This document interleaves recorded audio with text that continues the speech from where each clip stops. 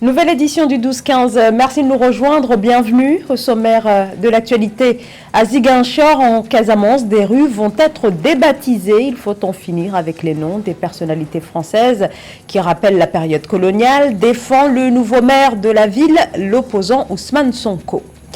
L'Ouganda ne prolonge pas l'accord passé avec l'Organisation internationale du café, arrivé à expiration depuis le 1er février 2022. Un moyen de faire pression sur l'organisation critiquée par l'Ouganda dans sa politique qui désavantage le 5e exportateur mondial de café. Du sport avec les éliminatoires de la Coupe d'Afrique des Nations féminines de football, le point sur les matchs aller et le programme des matchs retour avec José Douglas, journaliste au service sport d'Africa 24. Toutes ces explications à suivre tout à l'heure.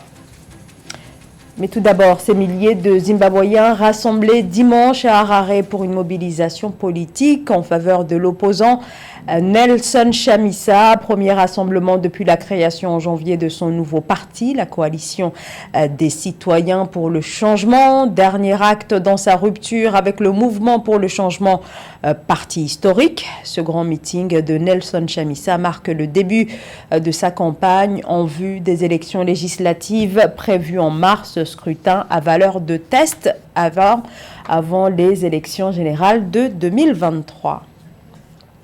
Le maintien de certains noms est une offense à notre dignité nationale, considère le conseil municipal de Ziguinchor au Sénégal, qui a donc décidé de renommer les rues qui portent des noms français. Des artères de grandes villes sénégalaises comme Ziguinchor, actuellement dirigées par le nouveau maire de la ville, l'opposant Ousmane Sonko, portent en effet le nom de personnalités françaises, un héritage de la période coloniale. Cette opération de rebaptisation vise donc à honorer des figures cette fois nationales. Samantha Saberou Saboubanka. À peine installé à la mairie de Ziguinchor, qu'il a conquise lors des récentes élections municipales tenues le 23 janvier 2022, Ousmane Sonko, nouveau maire de la ville du sud du Sénégal, a annoncé jeudi 17 février 2022 la rebaptisation de 5 rues portant jusqu'alors des noms français. Ces noms seront catégoriquement remplacés par des noms africains de vaillants hommes et de vaillantes femmes ayant marqué l'histoire du Sénégal. Nous avons un devoir de réconciliation avec la mémoire africaine et la mémoire de nos pères et mères qui se sont battus pour nous et pour la dignité. Nulle part en France, vous ne verrez une rue Hitler parce qu'il a été un poison pour l'histoire française.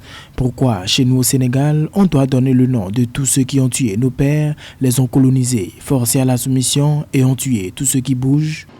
Désormais, la rue du Général de Gaulle s'appellera rue de la Paix. L'avenue du Capitaine Javelier deviendra avenue du Tirailleur africain en hommage aux soldats africains ayant combattu pour la France pendant les 2 guerres mondiales. La rue Lieutenant Lemoine est rebaptisée rue Thiaroye 44. Quant à la rue de France, elle devient rue de l'Union africaine. Enfin, la rue du Lieutenant Truche change pour porter le nom de Séléki.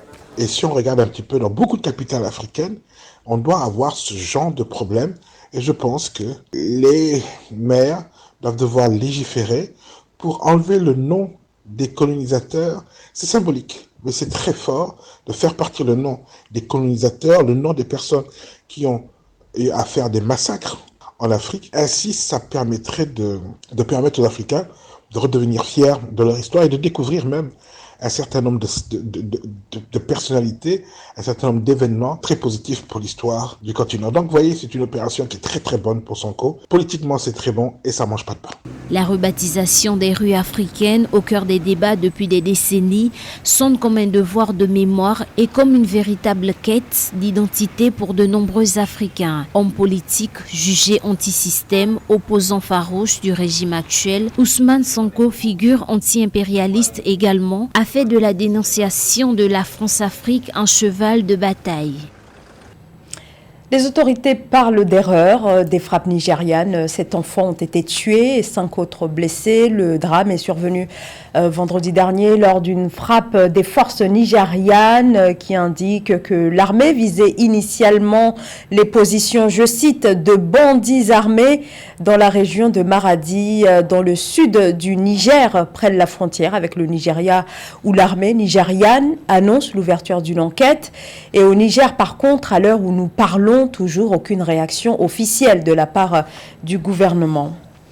L'Ouganda quitte l'Organisation internationale du café. Décision désormais officielle. Ce départ n'est pas définitif. Il s'agit d'une suspension de l'adhésion pour une période de 2 ans. Le choix de l'Ouganda, le 5e exportateur mondial de café, dénonce régulièrement le fonctionnement de l'organisation au niveau notamment des pratiques commerciales, loin de favoriser les producteurs et les consommateurs de l'Ouganda. Amenedji. L'Ouganda a annoncé sa suspension de l'Organisation internationale du café OIC pendant 2 ans, taxant l'organisation de favoritisme en ce qui concerne l'obtention d'un prix plus élevé et de meilleurs quotas pour certains pays consommateurs. Ce retrait momentané, d'après les autorités, permettra à l'Ouganda de se concentrer sur sa feuille de route quinquennale pour augmenter la production à 20 millions de sacs d'ici 2025-2030. Déjà, il est important de signifier que l'OIC est une organisation qui n'est ni un régulateur, ni un organisme de commercialisation. Donc, c'est plutôt un système qui surveille le marché global et ne participe donc pas à la détermination des prix. Du coup, avec les cotisations des pays membres, l'organisation ne joue qu'un rôle administratif et ne mène véritablement pas d'action de développement envers les pays producteurs.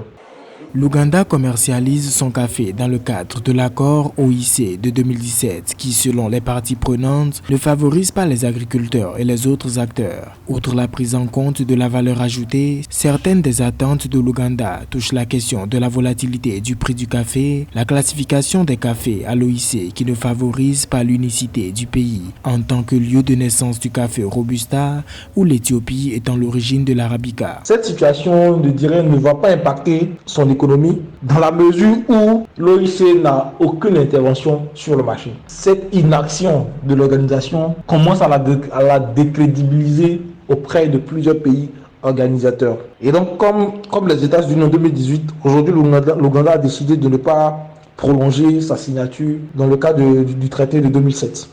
L'Ouganda est l'un des acteurs majeurs du marché du café. Il représente actuellement le premier exportateur africain avec 25% de recettes en devises étrangères et le 5e au niveau mondial. Le nord du Cameroun est frappé par une vague de sécheresse qui menace directement le quotidien des habitants car les niveaux d'eau baissent.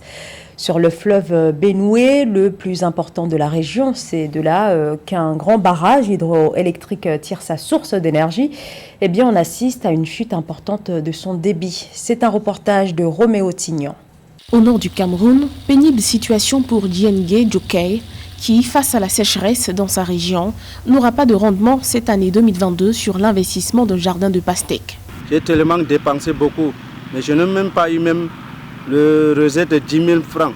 Presque 700 000 que j'ai dépensé ici dans le champ là.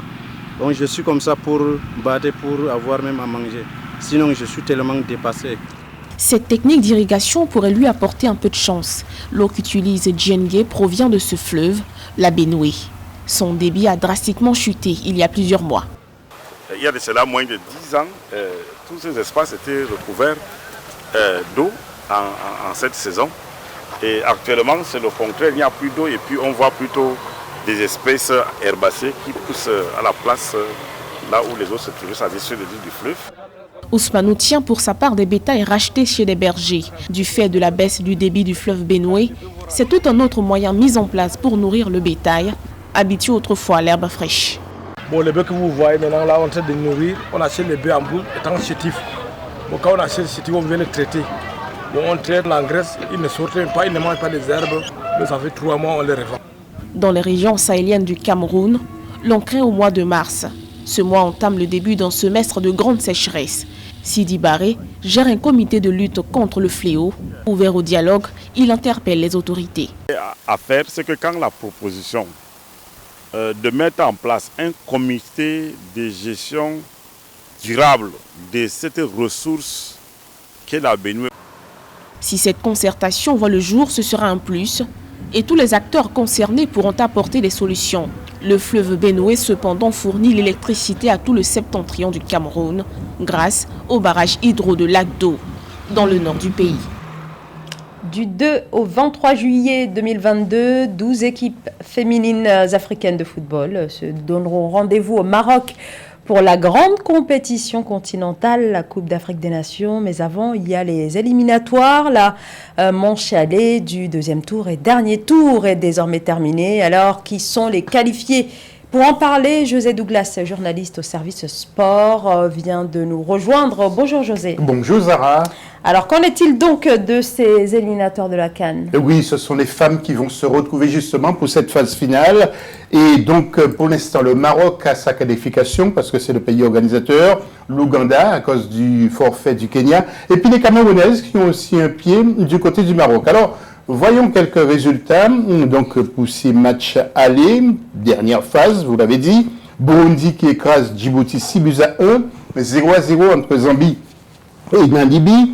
Botswana, Zimbabwe 3-1. Victoire de l'Afrique du Sud sur l'Algérie 2-0.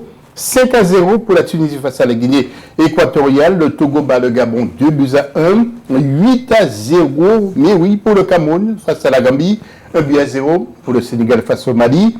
6-0 pour le Burkina Faso face à la Guinée-Bissau. Et Côte d'Ivoire a perdu devant le Nigeria sur le score de 2-0, Zara. Alors, place maintenant au match retour, José Douglas. Exactement, et grâce au tableau, nous allons voir pour ce lundi 21, il y aura un certain Djibouti contre le Burundi. Ensuite, ça va s'enchaîner ce mardi 22 avec Namibie contre la Zambie, Mali contre le Sénégal et Burkina Faso contre la Guinée. Pour ce mercredi 23, il y aura d'autres matchs avec Kenya-Ouganda. Mais forfait du Kenya, je le répète, donc l'Ouganda est qualifié. Les Gabon contre le Togo, Botswana, Zimbabwe, Algérie, Afrique du Sud. Et puis, mercredi toujours, ça continue avec Guinée équatoriale contre la Tunisie, Gambie contre le Cameroun, Côte d'Ivoire, Nigeria. Alors, plusieurs équipes ont quasiment déjà leur qualification, mais nous en reviendrons jeudi à la suite de ces matchs retour. Je vous propose d'écouter Dorothée Nengue, ancienne internationale camerounaise, qui nous dit quelques mots sur la sélection du Cameroun et puis ce qui est intéressant pour les sélections en cette période de journée FIFA. Nous l'écoutons. Ce groupe-là arrive un peu au bout d'un cycle. On va rappeler qu'elles sont quand même ensemble depuis la Coupe du Monde 2015 au Canada.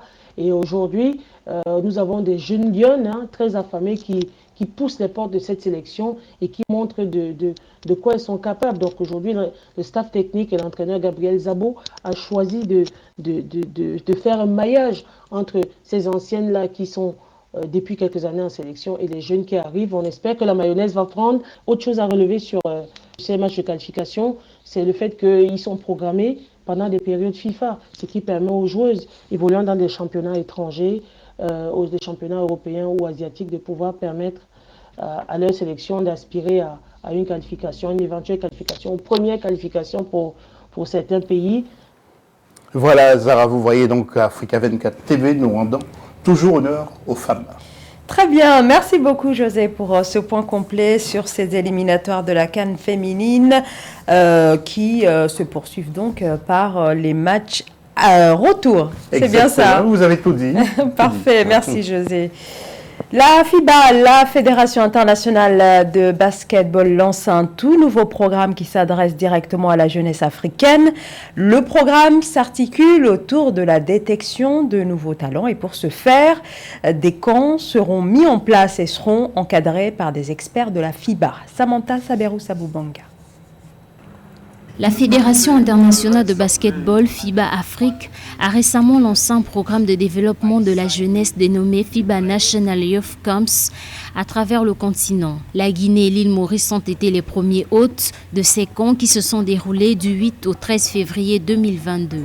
Les FIBA National Youth Camps seront gérés par Alphonse Billet, directeur exécutif des FIBA Afrique, Jean-Michel Mara Rosson, président du conseil de développement de la FIBA, et Franck Traoré, chef des opérations basketball de NBA Afrique.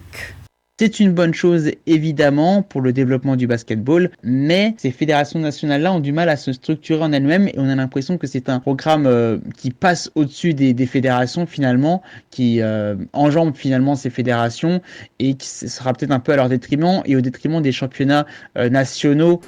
L'objectif visé par ces initiateurs est d'aider les fédérations nationales à détecter les nouveaux talents et à construire des programmes de développement pour les joueurs et les coachs locaux. Ces camps seront encadrés par des coachs experts de la FIBA et de la NBA selon l'instance dirigeante du continent africain. Chaque camp rassemblera 30 à 40 filles et garçons âgés de 14 à 18 ans.